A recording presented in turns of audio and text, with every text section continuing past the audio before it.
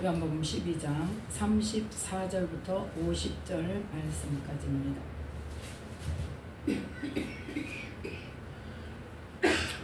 요한복음 12장 34절부터 50절 말씀까지 함께 합독합니다. 이에 우리가 대답하되 우리는 율법에서 그리스도가 영원히 계신다 함을 들었거늘 너는 어찌하여 인자가 들려야 하리라 하느냐. 이 인자는 누구냐. 예수께서 가라사대 아직 잠시 동안 빛이 너희 중에 있으니 빛이 있을 동안에 다녀 어두움에 붙잡히지 않게 하라.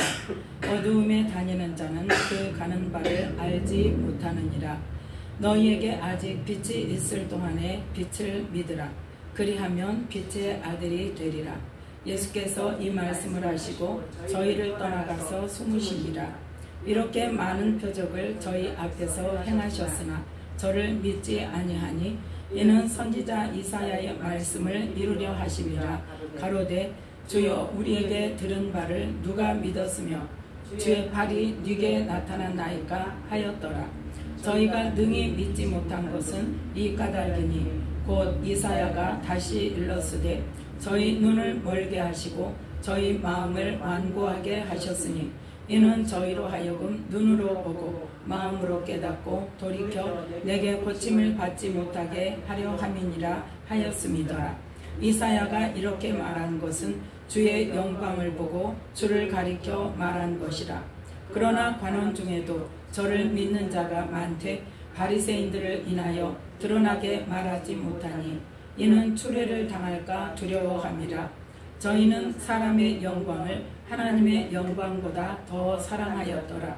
예수께서 외쳐 가라사대 나를 믿는 자는 나를 믿는 것이 아니요 나를 보내신 이를 믿는 것이며 나를 보는 자는 나를 보내신 이를 보는 것이니라. 나는 빛으로 세상에 왔나니 무릇 나를 믿는 자로 어두움에 거하지 않게 하려 함이로라. 사람이 내 말을 듣고 지키지 아니할지라도 내가 저를 심판하지 아니하노라.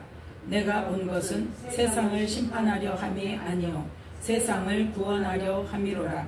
나를 저버리고 내 말을 받지 아니하는 자를 심판할 이가 있으니 곧 나의 한 그 말이 마지막 날에 저를 심판하리라.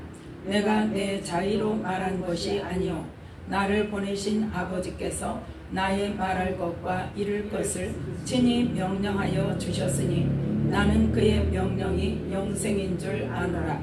그러므로 나의 이루는 것은 내 아버지께서 내게 말씀하신 그대로 이르노라 하시니라. 아멘. 말씀에 은혜가 있으시기 바랍니다. 오늘 말씀은 요한복음 12장 34절부터 50절 말씀까지를 통하여서 빛으로 오신 예수님 일어난 말씀의 제목으로 함께 은혜를 나누고자 합니다. 예수님께서 어떤 분이에요? 빛으로 오신 분이죠. 바로 46절에 예수님께서 친히 말씀하십니다. 46절 함께 읽습니다. 나는 빛으로 세상에 왔나니 무릇 나를 믿는 자로 어두움에 거하지 않게 하려 함이로라. 아멘. 예수님께서 빛으로 세상에 오셨는데 그거는 무엇 때문에? 예수님을 믿는 자로 하여금 어두움에 거하지 않게 하려고. 그러면 우리가 예수님 믿기 전에는 어디에 거하였던 겁니까? 어둠에 거하였던 자였어요. 네. 어둠에 거하였던 자였는데 예수님께서 빛으로 이 땅에 오셨습니다.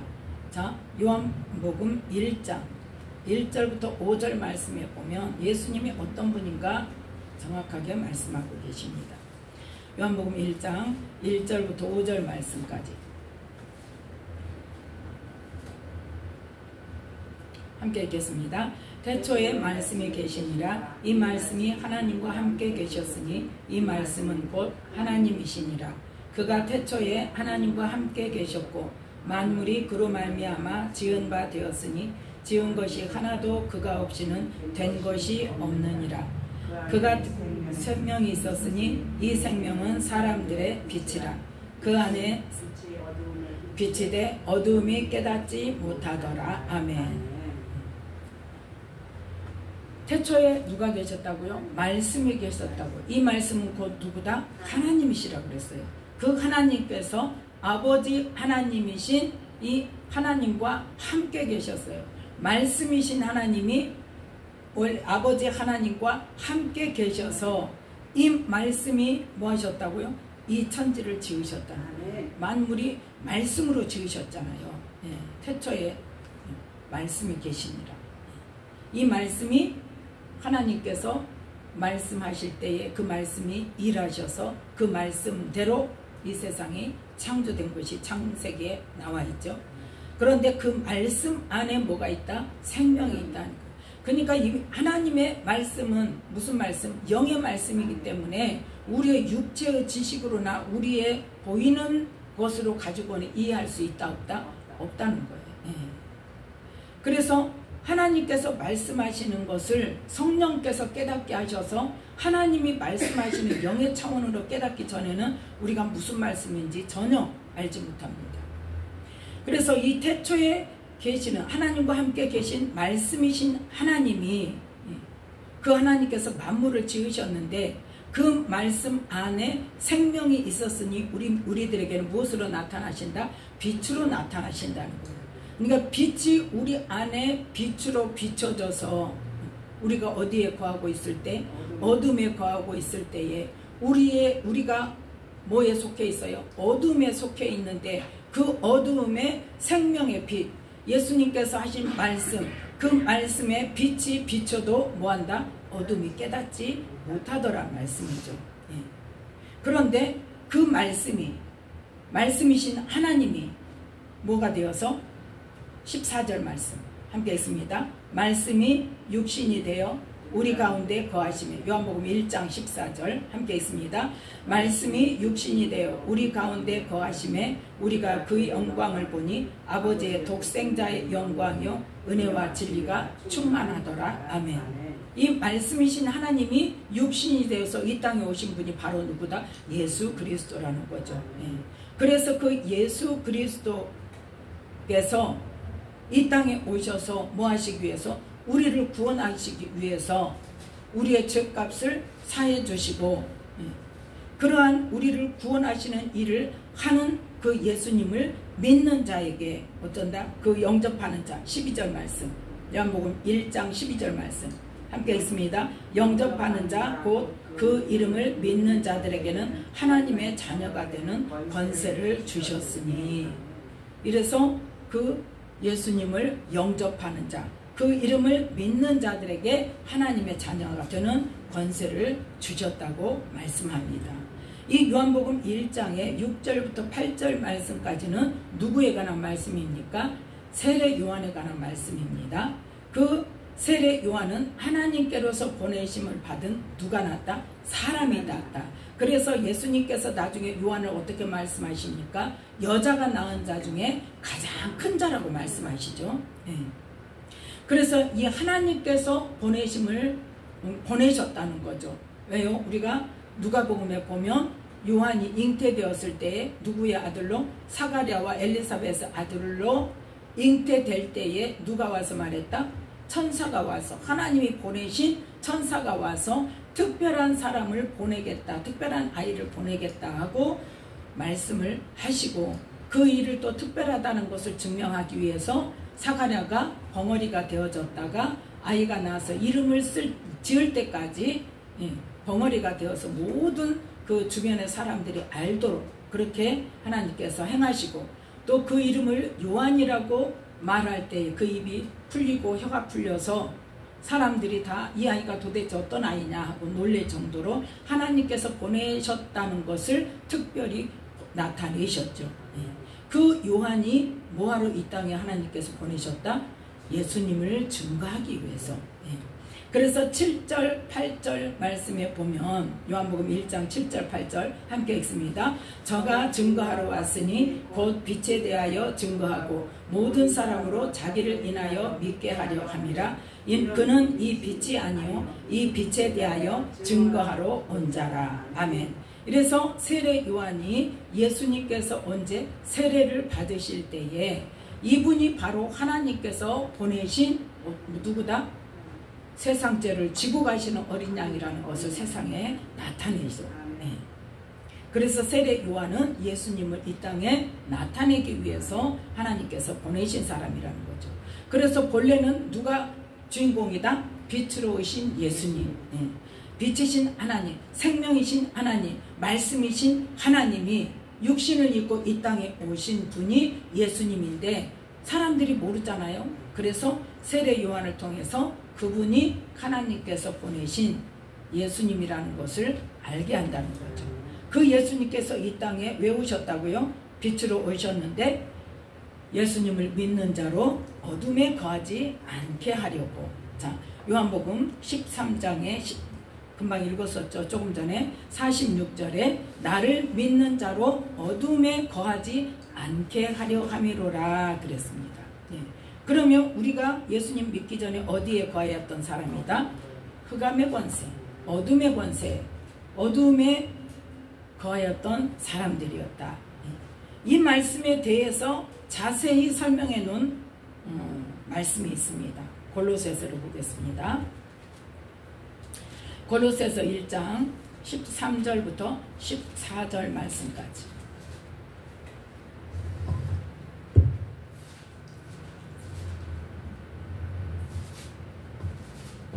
골로새서 1장 13절부터 14절 말씀까지 함께 읽겠습니다. 그가 우리를 흑암의 권세에서 건져내사 그의 사랑의 아들의 나라로 옮기셨으니 그 아들 안에서 우리가 구속 곧 죄사함을 얻었도다. 아멘. 우리가 원래 어디에 있었다? 흑암의 권세 아래에 있었다. 아담의 죄로 인해서 하나님 말씀을 거역하고 사단의 말을 들어서 사단에게 순종함으로 사단이 종이 되어져서 이 땅은 모두 누구 안에 처해 있다? 악한 자 안에, 사단의 권세 아래. 사단이 이 땅을 다스리는 권세를 가져갔다. 그래서 이 땅의 모든 사람은 뭐 안에 처해 있다? 악한 자 안에 처해 있어서 흑암의 권세 아래 있는 우리의 모든 사람들이 됐다는 거죠. 그래서 그 흑암의 권세 아래 있는 사람들을 예수님을 믿음으로 말미암아 어디로 옮기셨다? 사랑의 아들의 나라로 옮기셨다. 왜요? 요한복음 아까 1장 14절에 영접하는 자, 그 이름을 믿는 자들에게는 어떤 권세를 주셨다? 하나님의 자녀가 되는 권세를 주셨기 때문에 바로 이 골로새서 1장 13절에 그의 사랑의 아들의 나라, 예수님의 나라로 옮기셨단 말이에요. 하나님의 나라로 옮기셨어요. 하나님의 자녀가 되는 권세를 주셔서. 그래서 우리가 그 아들 안에서, 예수 그리스도 안에서 우리가 구속 곧 죄사함을 얻었도다. 그렇게 말씀하고 있죠. 자, 골로새서 1장 15절부터 20절 말씀까지는 예수 그리스도가 어떤 분이신가? 골로새서 1장 15절부터 20절 말씀까지 함께 읽겠습니다. 그는 보이지 아니하시는 하나님의 형상이요 모든 창조물보다 먼저 나신 자니 만물이 그에게 창조되되 하늘과 땅에서 보이는 것들과 보이지 않는 것들과 혹은 보좌들이나 주관들이나 정사들이나 권세들이나 만물이 다 그로 말미암고 그를 위하여 창조되었고 또한 그가 만물보다 먼저 계시고 만물이 그 안에 함께 섰느니라.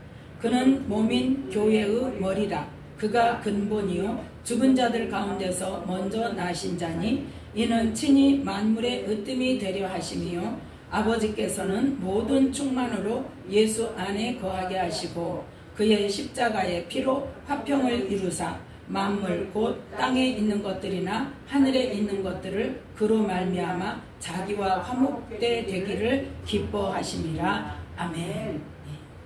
예수 그리스도는 어떤 분이다?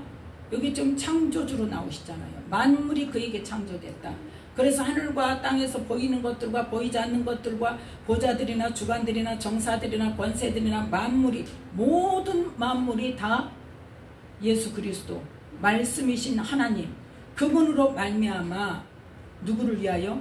하나님을 위하여 창조되었고 그래서 그가 만물보다 먼저 계시고 만물이 그 안에 섰는데 그 예수님이 바로 누구다? 교회의 머리시라는 거예요. 그 교회는 간단히 뭐 성도들이 모이는 곳이다, 장소다 이렇게 개념으로 생각하면 안 되는 거예요. 왜요? 분명히 말씀하고 있어요. 성경에 뭐라고? 교회의 머리는 예수 그리스도고 교회는 예수 그리스도의 몸이다. 그러한 개념을 우리가 분명히 가져야 됩니다. 그래서 몸인 교회의 머리가 예수 그리스도인데 그가 근본이시고 또 죽은 자들 가운데서 먼저 가장 부활의 첫 열매죠. 친히 만물의 으뜸이 되려 하시며 그 아버지께서 모든 충만으로 예수 안에 거하게 하시고 그 다음에 뭘 원하신다? 그의 십자가의 피로 화평을 이루셨어요. 그 말씀이 어디에 있어요? 우리가 엊그제 봤죠?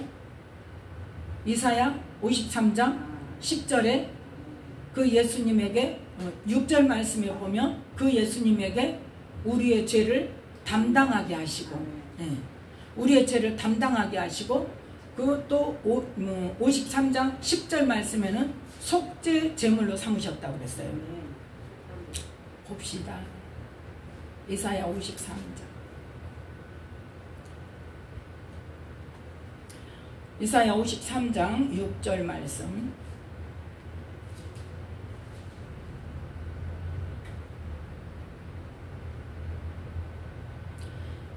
53장 6절 함께 읽습니다. 우리는 다 양 같아서 그릇 행하여 각기 제 길로 갔거늘 여호와께서는 우리 무리의 죄악을 그에게 담당시키셨도다. 우리의 죄악을 담당시키는 일로 어떻게 하셨다고? 예수 그리스도를 속번제물로 삼으셨어요. 10절 말씀 함께 읽습니다. 여호와께서 그로 상함을 받게 하시기를 원하사 질고를 담게 하셨은즉 그 영혼을 속번제물로 드리기에 이르면 그가 그 씨를 보게 되며 그 날은 길 것이요 또 그의 손으로 여호와의 뜻을 성취하리로다. 아멘. 이것이 하나님의 뜻이라는 겁니다. 예수 그리스도를 보내신.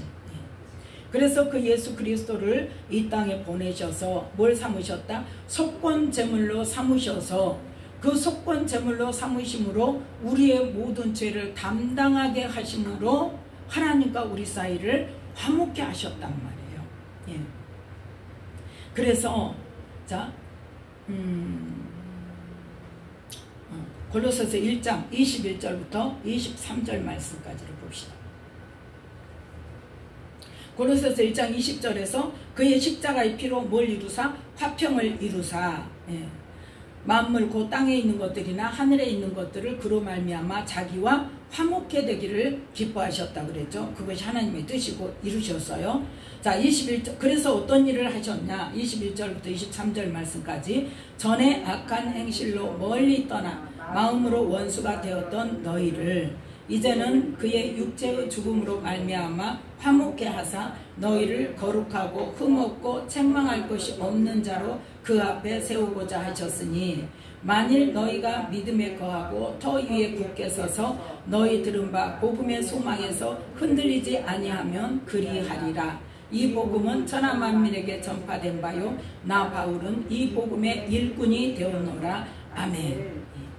이 화평케 하셔서 예수의 그 22절에 보니까 그의 육체의 죽음으로 말미암아 화목케 하셨는데 누구와 누구를? 하나님과 우리 사이를 화목케 하셨단 말이에요. 네. 그래서 우리를 어떻게 만드신다? 우리를 거룩하고 흠없고 책망할 것이 없는 자로 마지막 때 주님 앞에 하나님 앞에 세우고자 하셨단 말이에요. 그래서 우리가 영생을 얻게 되는 거예요. 우리가 예수님께서 우리와 하나님 사이를 화목케 하심으로 누구를 보내셔요? 성령님을 보내시죠. 예. 성령님을 보내셔서 우리 안에서 가르치시고 깨닫게 하시고 이끌어 가시고 능력을 주시고 변화되게 하시고 그 일들을 하심으로 인해서 우리를 어떻게 만드신다? 거룩하고 흠없고 책망할 것이 없는 자로 만드신단 말이에요. 그렇게 해서 마지막 때에 심판대 앞에 아버지 앞에 서게 만드신다는 거예요. 그렇게 해서 주님 앞에 정말 거룩하고 흠없고 책망할 것이 없는 자로 서려면 23절 말씀 우리가 어떻게 해야 되냐? 내가 할 일입니다. 그분은 만일 너희가 믿음에 거하고 터 위에 굳게 서서 너희 들은 바 복음의 소망에서 흔들리지 아니하면, 자 요동치 아니하면이에요. 자 요동치 아니하면 하면 생각나는 말씀 어떻게 하면 요동치 않아요? 우리 믿음이 요동치 않는 것 어떻게 할 때? 여러분 이야기했어요. 누가복음 6장 잊어버리고 또 듣고 잊어버리고 또 듣고 하다 보면 어느 순간에 떠오를 때가 있어요. 그날을 기대하면서 누가복음 6장 46절부터 48절 말씀. 46절부터 누가복음 6장 46절부터 함께 읽습니다. 너희는 나를 불러 주여 주여 하면서도 어찌하여 나의 말하는 것을 행치 아니하느냐. 내게 나와 내 말을 듣고 행하는 자마다 누구와 같은 것을 너희에게 보이리라. 집을 짓되 깊이 파고 주초를 반석 위에 놓은 사람과 같으니 큰 물이 나서 탕류가 그 집에 부딪히되 잘 지은 연고로 능히 요동케 못하였거니와. 듣고 행치 아니하는 자 어쩐다. 주초 없이 흙 위에 집 지은 자는 어떻게 된다. 탕류가 부딪히며 집이 곧 무너져 파괴됨이 심하니라. 그러니까 그냥 맨 땅 위에 집을 지으면 된다 안 된다? 안 된다. 이전에 내가 흑암의 권세 아래 살았던 그 생각, 습관, 생활 방식, 사고 방식, 나의 모든 그러한 삶을 가지고 그대로 그 위에다가 믿음의 집을 지으면 된다 안 된다? 안 된다는 거예요. 하나님의 말씀입니다. 예수님께 하신 말씀입니다. 지금 이건 예수님이 직접 하신 말씀이에요. 누가복음 6장은 네. 주초 없이 흙 위에 집 지은 사람은 어쩐다? 탕류가 부딪힐 때, 어려움이 닥칠 때, 우리가 연단 가운데 들어갈 때 뭐한다? 집이 곧 무너져요. 파괴돼요. 왜? 그 기초가 어디에 서 있기 때문에? 옛사람의 토대 위에 서 있기 때문에, 흑암의 권세 위에 서 있기 때문에. 그래서 뭐 해야 된다? 우리는 예수님의 말씀을 듣는 자는 뭐 해야 돼? 행해야 돼. 어떻게? 집을 짓되 깊이 파고 내 안에 깊이 파야 돼요. 내 옛사람 깊이 파야 돼요. 나의 그 세상적이고 정력적이고 마귀적인 그 흑암의 권세 아래에 살았던 모든 것들을 다 깊이 파야 돼요. 파서 어떻게 해야 돼요? 파내버려야 돼요. 깊이 파서 버리고, 흙을 파서 버리고, 주초를 어디에? 반석 위에다 주초를. 반석이 뭘 의미합니까? 예수님의 말씀을 의미하잖아요. 반석이. 예수님이 어쩐다? 건축자의 버린 돌과 같다 그랬잖아요. 그 건축자의 버린 돌이 뭐가 되었다? 모퉁이의 주춧돌이 됐다. 집을 짓는 가장 기초석이 되는 거 말씀하시잖아요. 그래서 그 예수님의 말씀으로 우리가 주초를 세우고 그 위에 뭐부터? 지하실부터 깊이 팔수록 어때요? 높은 집을 지을 수 있어요. 깊이 팔수록 어때요? 집이 탕류가 나고 큰 물이 나서 부딪혀도 어때요? 부딪히지 않아요. 요동치 않아요. 흔들리지 않아요. 무너지지 않아요. 그래서 이 말씀대로 누가복음 이 6장 46절부터 48절의 말씀대로 말씀을 듣고 행하는 자라야 되고, 그래야 뭐한다? 주여 주여 부를 때에 주님이 응답하시는, 내가 너를 안다 하고 인정하신다는 거예요. 그런데 뭐를 해야 된다? 깊이 파고 주초를 반석 위에 놓아야 된다. 그 말씀이 바로 이 골로새서 1장 23절 말씀에 너희가 믿음에 거하고, 거한다는 건 뭐다? 살아 움직이는 거라 그랬죠. 사는 거라 그랬죠. 믿음에 거한다는 것은 뭐예요? 믿음이 나를 쳐서 믿음의 삶으로 이끌어 가신다는 거예요. 그래서 믿음에 거한다는 것은 행함이 있는 믿음을 말하는 거예요. 행함이 있는 산믿음. 행함이 없는 믿음은 어떤 믿음이다? 죽은 믿음이라 그랬어요. 그래서 이 믿음이 행함 있는 믿음이 돼야 되고, 이 터 위에는 뭐예요? 말씀의 터 위에 굳게 서서 우리 들은 바 믿음의 복음의 소망에서 흔들리지 않는 믿음의 삶이 되어야 된다. 그렇게 될 때에 우리가 어떻게 된다? 우리가 거룩하고 흠없고 책망할 것이 없는 자로 하나님 앞에 설 수 있다는 것을 지금 말씀하고 있는 것입니다. 그래서 22절에 이제는 그의 육체의 죽음으로 말미암아 화목해 하셔서 그 다음에 우리를 거룩하고 흠없고 책망할 것이 없는 자로 만드시죠. 화목해 하심으로 누가 오셨다? 성령님이 오셨다. 화목해 하심으로 우리에게 무슨 직책을 주셨다? 화목해 하는 직책을 주셨다. 그 말씀이 바로 고린도 후서 5장 14절부터 19절 말씀까지 있습니다. 함께 보겠습니다. 고린도 후서 5장 14절부터 19절 말씀까지.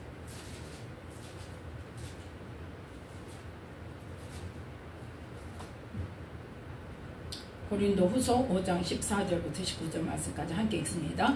그리스도의 사랑이 우리를 강권하시는도다. 우리가 생각건대 한 사람이 모든 사람을 대신하여 죽었은즉 모든 사람이 죽은 것이라. 저가 모든 사람을 대신하여 죽으심은 산자들로 하여금 다시는 저희 자신을 위하여 살지 않고 오직 저희를 대신하여 죽었다가 다시 산자를 위하여 살게 하려 함이니라. 그러므로 우리가 이제부터는 아무 사람도 육체대로 알지 아니하노라. 비록 우리가 그리스도도 육체대로 알았으나 이제부터는 이같이 알지 아니하노라. 그런즉 누구든지 그리스도 안에 있으면 새로운 피조물이라. 이전 것은 지나갔으니 보라 새 것이 되었도다. 모든 것이 하나님께로 났나니 저가 그리스도로 말미암아 우리를 자기와 화목하게 하시고 또 우리에게 화목하게 하는 직책을 주셨으니 이는 하나님께서 그리스도 안에 계시사 세상을 자기와 화목하게 하시며 저희의 죄를 저희에게 돌리지 아니하시고 화목하게 하는 말씀을 우리에게 부탁하셨느니라. 아멘. 지금 14절 15절에 어때요? 예수님의 사랑이 우리를 강권하신다 그랬죠. 그 예수님의 사랑은 어떤 사랑? 우리를 대신하여 우리의 죄값을 대신 치러주시고 우리로 하여금 이제는 무엇으로? 자기 자신을 위해 살지 않고 예수님을 위하여 살게 하려고. 그렇게 해서 예수님께서 우리의 죄값을 치르시고 우리를 구원의 길로 인도하셨는데, 그래서 우리를 뭘로 만드셨다? 하나님의 자녀로 만드셔서 이제는 흑암의 권세 아래 있지 아니하고 그 사랑의 아들의 나라로 옮기셔서 뭐라고 말씀하신다? 너희는 이제 새로운 피조물이라 말씀하신단 말이에요. 그러면 이 새로운 피조물은 어떻게 해야 된다? 이전 것은 다 버리고 새 사람으로 살아야 된다는 거예요. 그게 뭐냐? 모든 것이 하나님께로 났나니 저가 그리스도로 말미암아 우리를 누구와? 하나님과 화목하게 하셨어요. 그래서 예수님께서 무슨 제물이 되셨다? 속건 제물이 되셔서 이사야 53장 10절에 속건 제물이 되셔서 우리를 하나님과 화목하게 하시는 그 제물로 드려지셔서 하나님과 우리를 화목하게 하셨단 말이에요. 그 말씀이 지금 고린도후서 5장 18절 말씀이에요. 그러면 그걸로 끝나냐는 거예요. 하나님과 우리 사이를 예수님께서 속건 제물로 드려지심으로 화목케 하시는 것으로 끝난 게 아니라는 거예요. 화목케 하셔서 그 다음에 뭘 주셨다? 우리에게 화목케 하는 직책을 주셨단 말이에요. 그래서 예수님께서 이 땅에서 우리에게 주신 새 계명이 뭡니까? 내가 너희를 사랑한 것 같이 너희도 서로 사랑하라. 구약의 이웃사랑이 아니고 내 몸을 사랑한 것 같이 이웃을 사랑하라가 아니고 예수님께서 우리를 사랑하셔서 자기 목숨을 대속물로 주신 것처럼 생명을 주신 것처럼 우리를 사랑하신 그 사랑으로 우리도 서로 사랑해서 뭐가 되어라? 하나가 되어라는 거예요. 그게 지금 화목케 하는 직책을 주셨단 말이에요. 지금 계속 반복되죠. 요한복음 17장에도 어제 그 이야기 했었죠. 어떻게 하려고? 결국은 뭐다? 우리에게 주신 말씀이 우리가 예수님이 주신 그 새 계명대로 예수님의 그 사랑으로 우리가 하나 되었을 때 우리가 어떻게 된다? 온전케 되어져서 예수님 안에 하나님이 계시고 그 하나님이 안에 계신 예수님이 누구 안에? 우리 안에 오셔서 하나님과 예수님과 우리가 하나 되게 하려 하신다 그랬잖아요. 그거 말씀이에요. 이 말씀이 동일한 말씀이에요. 그래서 우리를 하나님과 화목하게 하시고 우리에게도 화목케 하는 직책을 주셔서 하나 되게 하고 화목케 하는 그러한 사명을 감당할 때에 우리가 사랑으로 하나 될 때 온전케 된다는 것을 말씀하시는 거예요. 그래서 그로 말미암아 거룩하고 흠없고 책망할 것이 없는 자로 하나님 앞에 서는 거예요. 그래서 우리에게 요구하시는 게 뭡니까? 예수님의 사랑으로 서로 사랑하라는 거죠. 그 사랑으로 서로 사랑하고 하나가 될 때 우리는 믿음이 온전케 된다는 거예요. 자, 요한복음 12장으로 다시 돌아갑니다. 그래서 우리가 어떻게 해야 되나? 요한복음 12장 35절로 36절 말씀까지 뭐라고 말씀하십니까? 예수께서 가라사대 아직 잠시 동안 빛이 너희 중에 있으니 빛이 있을 동안에 다녀 어두움에 붙잡히지 않게 하라. 어두움에 다니는 자는 그 가는 바를 알지 못하느니라. 너희에게 아직 빛이 있을 동안에 빛을 믿으라. 그리하면 빛의 아들이 되리라. 아멘. 너희들 지금 내가 아직 잡히기 전에 빛이 아직 너희 가운데 있을 때 뭐해라? 빛이 있을 때 빛으로 다녀라. 말씀을 받아라. 빛이 있을 동안에 빛을 믿어라. 내 말씀을 받아라. 내 말씀을 믿어라.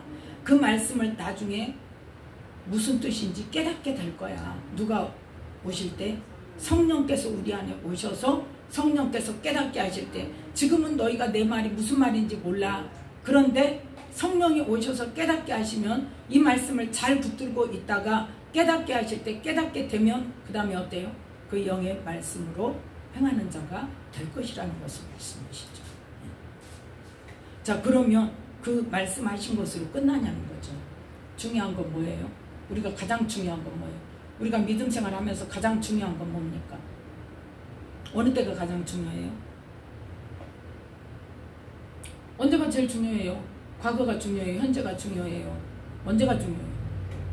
하나님 앞에 서서 심판받을 때가 중요하죠. 그러지 않습니까? 저만 그런가요? 심판받을 때가 중요해요. 그 심판받을 때에 대해서 지금 말씀을 하고 계세요. 어디에요? 요한복음 12장 48절부터 50절 말씀까지. 자, 48절부터 50절 말씀까지 함께 읽겠습니다. 나를 저버리고 내 말을 받지 아니하는 자를 심판할 이가 있으니 곧 나의 한 그 말이 마지막 날에 저를 심판하리라. 내가 내 자의로 말하는 것이 아니요 나를 보내신 아버지께서 나의 말할 것과 이룰 것을 친히 명령하여 주셨으니 나는 그의 명령이 영생인 줄 아노라. 그러므로 나의 이루는 것은 내 아버지께서 내게 말씀하신 그대로 이루노라 하시니라. 아멘. 누가 심판한다고요? 누가 심판해요? 말씀이 심판한다니까요. 그 말씀이 누구다고? 예수 그리스도. 말씀이신 하나님이 예수 그리스도잖아요. 그런데 그 예수 그리스도가 이 땅에 와서 누구로부터 받아서? 아버지 하나님으로부터 받은 말씀만 전했단 말이에요. 그 49절이 나와 있잖아요. 내가 이 땅에서 지금 하나님 나라 복음 전한 거, 이런 사람은 영생에 해당할 것이고 이런 사람은 영벌에 처해질 것이고 수없이 말씀하셨잖아요. 3년 동안을 제자들 데리고 다니시면서 사람들에게 말을 해서 못 알아들고 제자들이 따로 있을 때 무슨 뜻이에요? 물어볼 때 또 풀어서 설명해 주시고 수도 없이 말씀하셨어요. 이렇게 살아야 천국에 해당돼. 이렇게 살면 하나님 나라 못 봐. 이렇게 살면 영생에 해당돼. 그 말씀을 계속 지금 하셔서 그 말씀을, 믿음이 뭐예요? 그 말씀을 믿는 거예요. 정말 그대로 될 것이라는 것을 믿는 것이 믿음이라니까요. 우리가 믿는 것이 하나님 믿어요, 하나님 믿어, 이게 아니란 말이에요. 하나님이 하신 말씀이 그대로 이루신다는 것을 믿는다면 분명히 예수님을 통해서 우리에게 뭘 약속하셨어요? 영생에 이르는 삶을 어떻게 살아야 된다는 것을 말씀하시고 그렇게 살면 우리에게 영생을 주실 것을 약속하셨어요. 그러면 그 하나님의 말씀을 믿는다면 그 영생에 해당되는 삶을 우리가 살아야 된다는 거예요. 그래서 지금 뭐가 심판한다? 그 말이 마지막 날에 너를 심판할 거야. 어떤 말? 영생에 해당되는 그 삶에 대한 그 말. 예수님이 이 땅에 오셔서 전파하신, 선포하신 하나님 나라 복음, 이런 자가 하나님 나라 들어갈 수 있다고 선포하신 말씀. 그 말씀은 예수님이 스스로 하신 것이 아니라 뭐다? 나를 보내신 아버지께서 나의 말할 것과 이룰 것을 친히 명령하여 주셔서 나는 그 명령이 뭔 줄 아노라? 영생인 줄 아노라. 그래서 심판때에 네가 그 말씀에 영생에 해당되는 삶을 네가 정말 살았냐? 그걸 보고 심판하신다니까요. 그래서 자, 야고보서 2장을 보겠습니다. 믿음이 어떤 것이 믿음인가? 야고보서 잘 알아요. 우리가 잘 알고 누가 말하면 말씀을 암송도 해요. 네, 그 말씀을 이야기해요. 그런데 내 삶에 그게 적용되느냐가 문제인 거예요. 야고보서 2장 22절 말씀 함께 읽습니다. 네가 보거니와 믿음이 그의 행함과 함께 일하고 행함으로 믿음이 온전케 되었느니라. 아멘. 우리는 뭐만 알아요? 17절에 행함이 없는 믿음은 그 자체가 죽은 것이라. 행함이 없는 믿음은 죽은 믿음이고 행함이 있어야 그것이 인정받는 산 믿음이라는 것을 누구나 다 알고 있어요. 네. 그래서 22절에 보니까 어때요? 믿음이 그의 행함과 함께 일하고. 그래서 여기서 뭘 말씀하세요? 아브라함이 이삭을 제단에 드릴 때 행함으로 의롭다 하심을 받았는데 그 전에 어떤 사건이 있었다? 이삭을 통해서 너에게 후손을 하늘의 별과 같이 많게 해주실 것이라는 말씀의 약속의 말씀을 주실 때 아브라함이 믿으니 하나님이 그것을 의로 여겨 주셨더라요. 여기심을 받은 그 믿음이 실제로 이삭을 드릴 때 어떤 믿음으로 드렸다? 이삭을 죽여도 하나님이 죽이라고 하셨으니까 하나님은 반드시 이삭을 통해서 후손을 주시겠다고 약속하셨기 때문에 죽이라고 하셔도 다시 살리시든지 어떻게 하시든지 하나님 방법으로 후손을 주실 것이라는 그 믿음을 가졌다는 거예요. 그러니까 뭐에 대한 믿음이에요? 하나님의 약속의 말씀에 대한 믿음이에요. 그 믿음을 붙들고 그 믿음 하나님께서는 어떻게 하시든지 하나님이 말씀하시면 반드시 그대로 이루실 거라는 그 믿음이 행함으로 나타나졌을 때 그 아브라함에게 하나님께서 내가 이제야 네가 나를 경외함을 안으라고 말씀하시고 그건 뭡니까? 네가 나를 그만큼 믿는다. 믿는다. 너의 믿음을 내가 인정한다예요. 우리가요 예수님을 믿을 때는 어떤 믿음? 의로 여겨주시는 믿음입니다.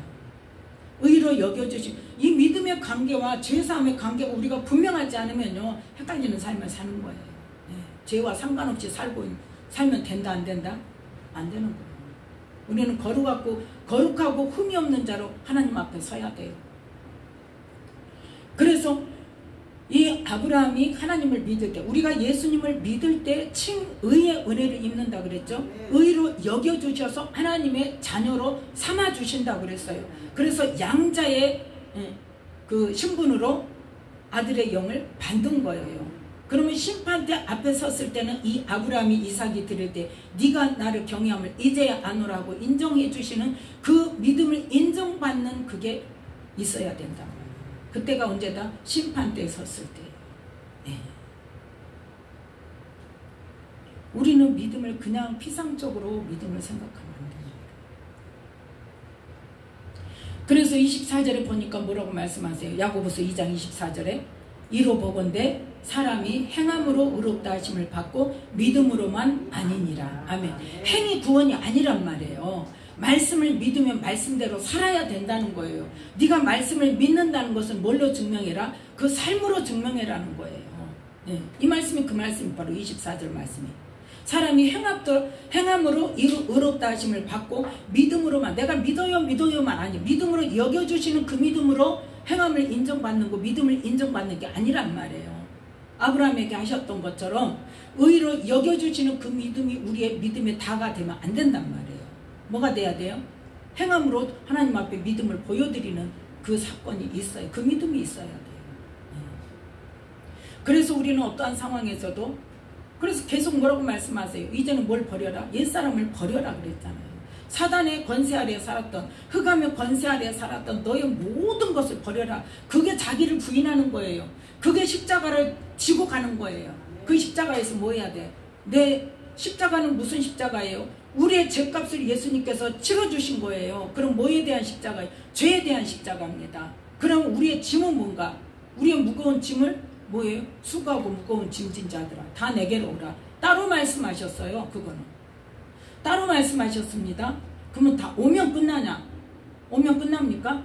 예수님께 와서 짐 내려놓으면 끝납니까? 어떻게 해야 된다 그랬어요? 수고하고 무거운 짐진 자들아 다 내게로 오라. 또 말씀을 봐야 돼. 또 말씀을 봐야 돼. 마태복음 11장 마태복음 11장 28절부터 30절 말씀까지 십자가와 무거운 짐은 다릅니다. 함께 읽습니다. 수고하고 무거운 짐진 자들아 다 내게로 오라. 내가 너희를 쉬게 하리라. 나는 마음이 온유하고 겸손하니 나의 멍에를 메고 내게 배우라. 그러면 너희 마음이 쉼을 얻으리니 이는 내 멍에는 쉽고 내 짐은 가벼움이라 하시니라. 아멘. 수고하고 무거운 짐진 자들아 다 내게로 와라. 내가 너희 쉬게 할게. 근데 예수님이 다 해주시는 겁니까? 아니란 말이에요. 바로 29절 말씀 우리는 다 빼먹어버리고 뭐만 말해. 28절만 가지고 여기다 내려놔. 주님 앞에 와서 내려놔. 기도로 와서 너 문제를 말을 해. 그리고 기도만 하면 끝나는 걸로 자꾸 가르치니까 그렇게만 하고 끝나는데 있어요 없어요? 결과가 없어요. 없을 수밖에 없죠. 왜요? 말씀대로 안 하니까. 29절이 분명히 말씀하고 있어요. 내가 해야 할 일이 있단 말이에요. 예수님께 와서 짐을 내려놓고 그 다음에 뭐 해야 돼? 이 문제가 있습니다 하면서 주님 어떻게 해야 됩니까? 물어봐야 돼요. 네. 뭐가 문제입니까? 왜? 나는 마음이 온유하고 겸손하니 나의 멍에를 메고 내게 배우라. 멍에가 뭡니까? 말씀이에요. 말씀과 성령이에요. 네. 그래서 우리의 생각과 우리의 잘못된 거, 우리의 삶, 잘못된 모든 것들을 어때요? 예수님께 배워야 돼요. 깨달아야 돼요. 그러면 너희 마음이 심어. 그러니까 그게 누구로부터? 나로부터 비롯된 거예요. 내 수고하고 무거운 모든 짐. 내 마음이 바뀔 때 무엇으로? 말씀으로. 예수님의 마음으로. 예수님의 온유하고 겸손한 마음을 배우고 말씀을 배우고 그 말씀으로 나를 내 자신을 그 말씀의 빛으로 내 자신을 비춰서 볼 때 어때요? 더러운 것이 드러나고 악한 것이 드러나고 그것들을 치우고 그거를 바꿀 때 뭐할다? 우리의 마음이 쉼을 얻고 멍에가 쉬워지고 짐이 가벼워진다. 그런데 십자가는 뭐다? 죄에 대한 십자가입니다. 자기를 부인하라는 겁니까? 뭡니까? 내가 지금까지 옳다고 생각했던 거, 내가 이것이 맞다고 생각했던 거, 세상적이고 정력적이고 마귀적인 그 생각, 그 사고방식, 모든 문화, 교육 그 수준에서 뭐 해야 된다? 그것을 말씀에 비춰서 말씀을 보고 말씀의 빛을 받아서 거기에서 뭐를 깨달아야 된다? 죄를 깨닫고. 그래서 자기를 부인하라고. 내가 옳다고 생각하는 거 부인해야 돼. 하나님의 말씀과 내 생각이 부딪힐 때는 항상 뭐가 옳다? 하나님 말씀이 옳은 거야. 그 나를 먼저 내려놔야 돼. 자기를 부인하라는 거예요. 그거예요. 내가 옳다고 생각했던 것을 내려놔라 일단. 뭐가 맞다고 일단은 인정해라. 하나님 말씀이 맞다고 인정해라. 근데 나는 그 잘못된 거 알아요? 몰라요? 몰라요. 당연해요. 그래서 성령이 오셨어요.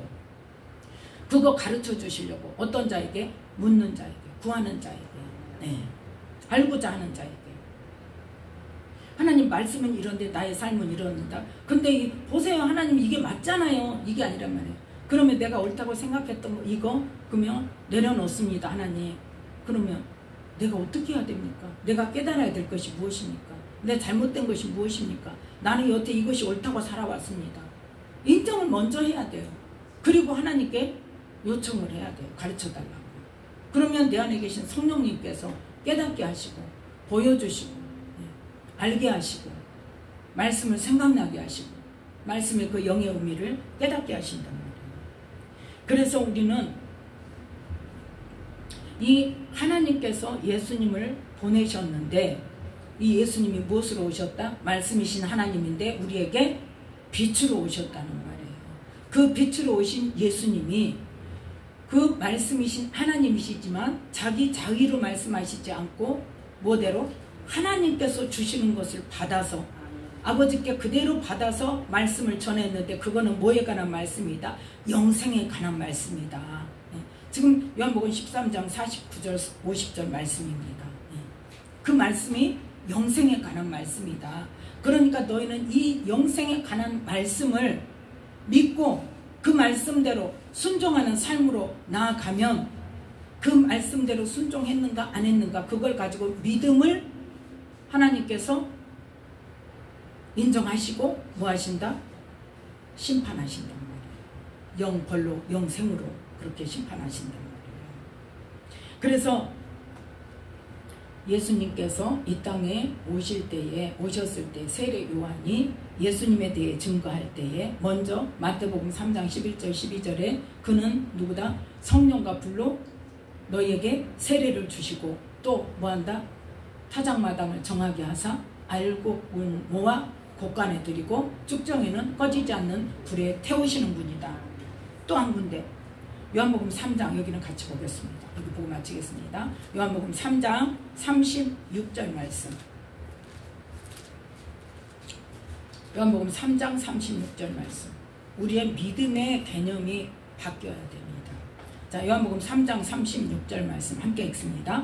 아들을 믿는 자는 영생이 있고 아들을 순종치 아니하는 자는 영생을 보지 못하고 도리어 하나님의 진노가 그 위에 머물러 있느니라. 아멘.